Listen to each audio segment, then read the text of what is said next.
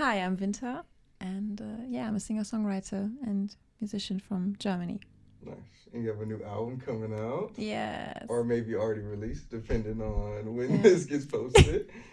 The album's called Romance is Dead, and I think we've now worked on it for 2 years, probably. So a Nice. lot of thoughts, a lot of love went into it, and really excited about it. Coming out now. And so, where did the title "Romance is Dead" come from? What brought that? Yeah, that's a question I get asked a lot, and I think I loved the idea of having such a broad title of like romance is dead, and I think it raises a question, at least for me, whether romance can be dead or can die.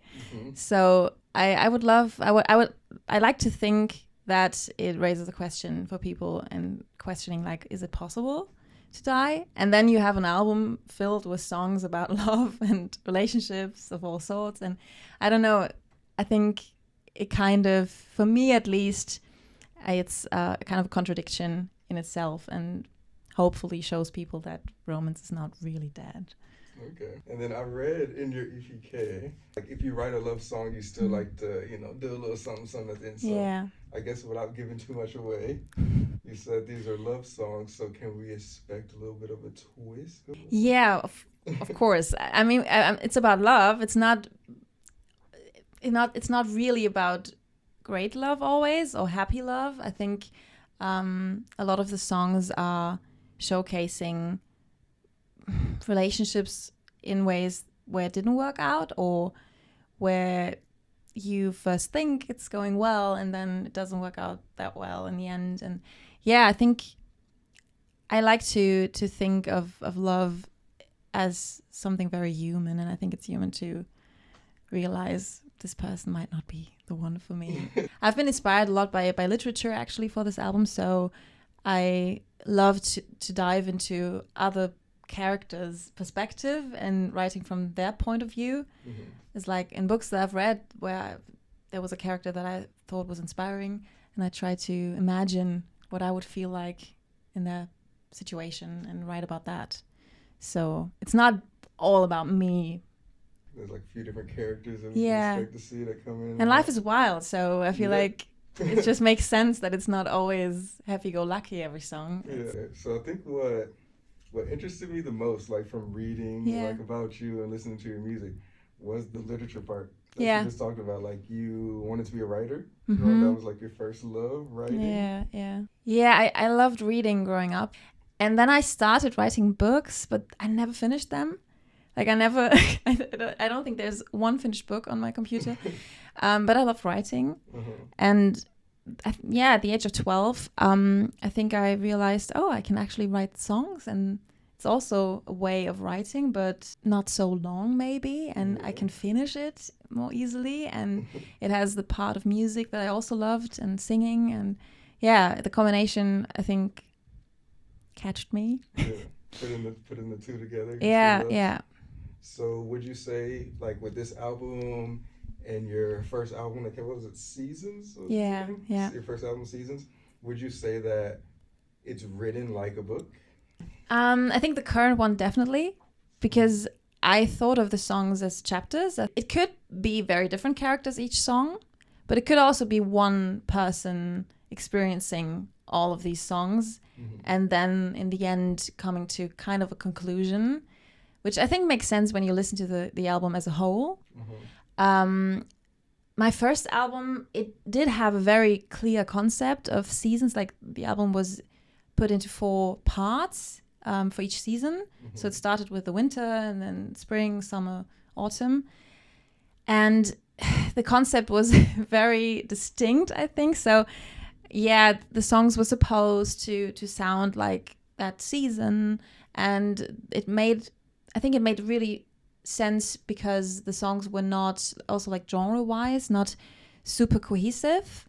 So you had songs that were very electronic in winter, and then you had songs that were very folky in spring and autumn. So I liked that concept for being really creative when it comes to finding your own sound.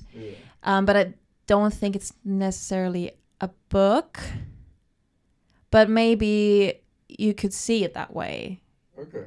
If you think again of the perspective, like one person experiencing all of these songs, one after another, and then it ends in the autumn. It could be, yeah. In the book world, is there an artist? You know, in general, most all book people are like, yeah, this is our girl or this is our guy. And I think a lot of them probably are Taylor Swift fans. Okay. Something like that.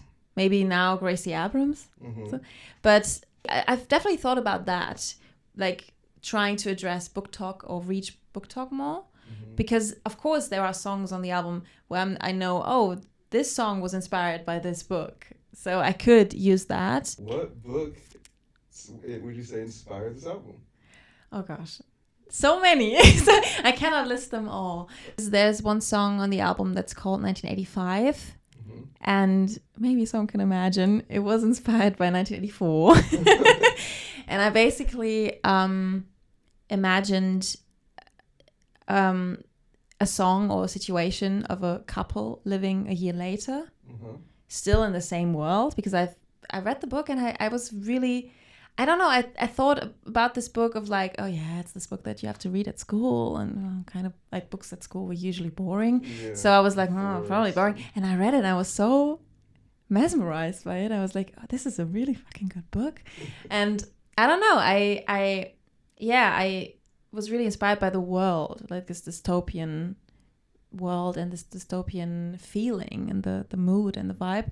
So I tried to bring that into a song, but like a year later, and still the same thing, but you kind of have to sneak around and hide and you know, I thought that was really inspiring to me. So that's, I think, the only song that is really clearly that inspired by that book.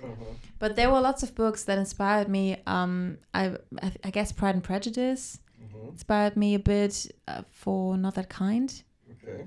But also like fantasy books, like I you know, Fourth Wing was probably also an inspiration for Not That Kind a bit. I mean, there are lots of themes in these songs that could apply to several books, because a lot of books have the same, you know, the same principle. Yeah, different stories in detail, but overall it has the same vibe. I've also read Banana Yoshimoto.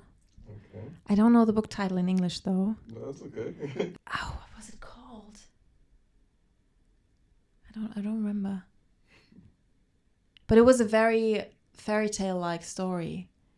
I'm really bad with names of books. I realize, which is weird, because why do I remember the names of the authors but not the names of the books? But I feel like the names in German are also very random sometimes.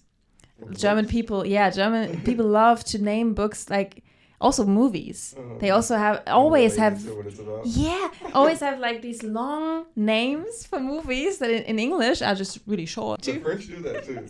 Like so they'll change it. It's like, that's not what the English. They can put in a different English. They'll change it. Yeah. To a different. Do you guys do that too, Richard? Yeah. Like make a whole different English name. It happens. Yeah, I don't know why they do it, but yeah. But yeah, back to the books. Yeah, I've read a lot of different things. One of my favorite authors is Markus Zusak, probably, because I think he's American. And yeah, I've read one book. I also don't remember the name, but it was about 5 brothers. I've read that while writing on this album too. And there was one love story in that book, which is not the main story, not the main part of the book, but it really, I don't know, it made me feel something. Yeah, not because I've experienced something like that, but it was very, very sad story, but very beautiful. Okay. So big recommendation on Markus Zusak. And so what are you reading right now? There's a new book from the Hunger Games series. Okay. And my mom is actually working at a children's bookstore. Nice. But just like for her retirement, like she was a teacher, but now she works there, and she always like gets the newest books that are coming out and are released. And I didn't even know that there was a new Hunger Games book. And yeah, I'm reading that right now. It's really good. It's really very dystopian too, because of this world. Yeah, same vibes, but it's before the other Hunger Games books. where did Vinter come from? Oh, that story is actually a bit weird. Yeah, the name Vinter comes from IKEA, the store IKEA, because they had a limited edition, I think, that was called Winter Saga. Because winter is just winter in Swedish and in Danish too, I think. Okay. So I saw that because we had like this box of cookies from that edition, and it was just on the table, and I thought winter, actually a cool name for a project, for a music project. And back then I thought, that would be a cool name for like an electronica project or something, like something very electronic. And then I thought, but why not for my project? Because at that time I was looking for a name, because I was thinking, this is probably the same questions every artist has to ask themselves at some point, like, do I want to call myself like my own name? But Nicola Kiliman is very not international friendly, I would say. It's kind of like Kilimanjaro, Kiliman without the jaro at the end. But I have no idea where that name is coming from. I asked ChatGPT at some point, and they didn't know. Do you have any advice for upcoming artists? I mean, I still feel like an upcoming artist myself, but when I think back to a couple of steps, I think it's really good to find your people, like as a team, to not feel alone, because that was a big thing for me. I feel like if I have a plan and I know what I'm supposed to do or what I can do, I love to work. But when I'm like on my own and I just don't know where to start and I don't know what makes sense, like I need to talk to someone about plans and ideas and structure and everything. Otherwise I'm just lost and I do nothing and I don't know where to start, and then I feel overwhelmed. So I feel like having someone, it can be just one person, but it can also be a couple of people, depending on maybe you're a band, maybe you want to be a solo artist, but having just like one person to talk to and ask, do you think that's a good plan? Or maybe should I switch it up? Or, I think that's, for me at least, the most important thing. So you said that you do folk, alt pop, electronic, everything. Sorry not to put you in a box, just wanted to know. I find it very hard. Like if you ask me what kind of artists, also hard, but I think it's more people can imagine a bit more. When you say genre, I feel like, some people think like when it comes to alternative pop, it's super rock sounding already. And others are like, oh yeah, it's just like bedroom vibey, a bit different than mainstream pop. And I find it very difficult to put that into a box, right? You know what I mean? I think alt pop is like just one of those genres where it kind of means nothing. Like, if you tell me they're alt pop, it's like, I have no new information. Like, I still don't know what type of music you make. Yeah.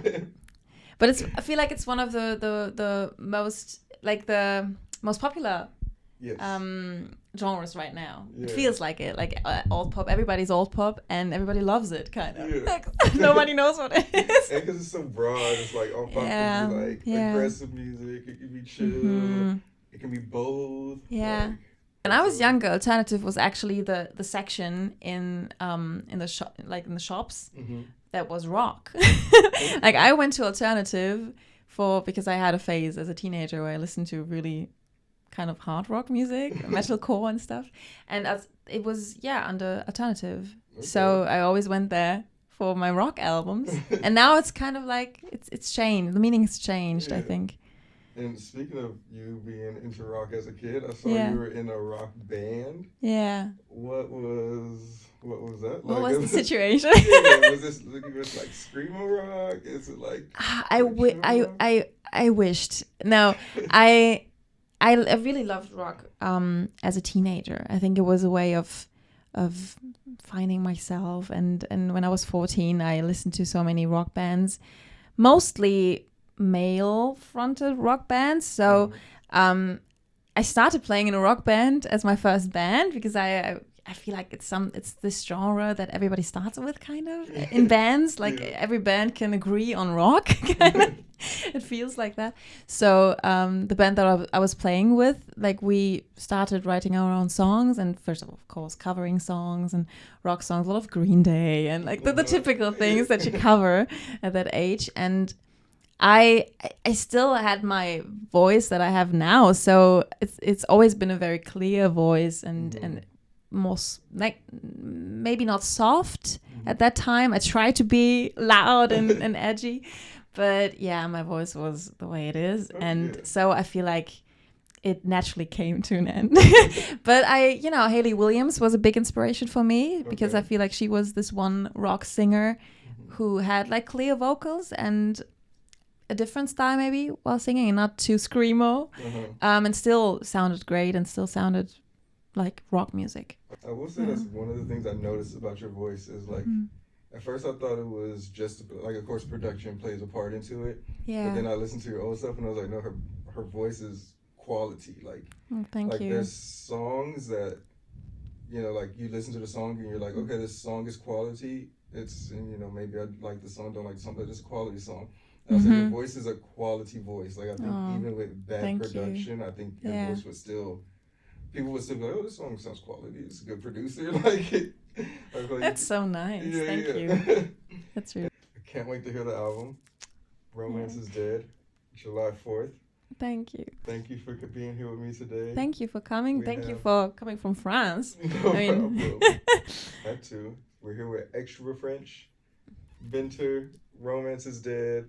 Out July 4th, or maybe already out, probably, if you're seeing this now. Have a nice day, and enjoy, hopefully. See you.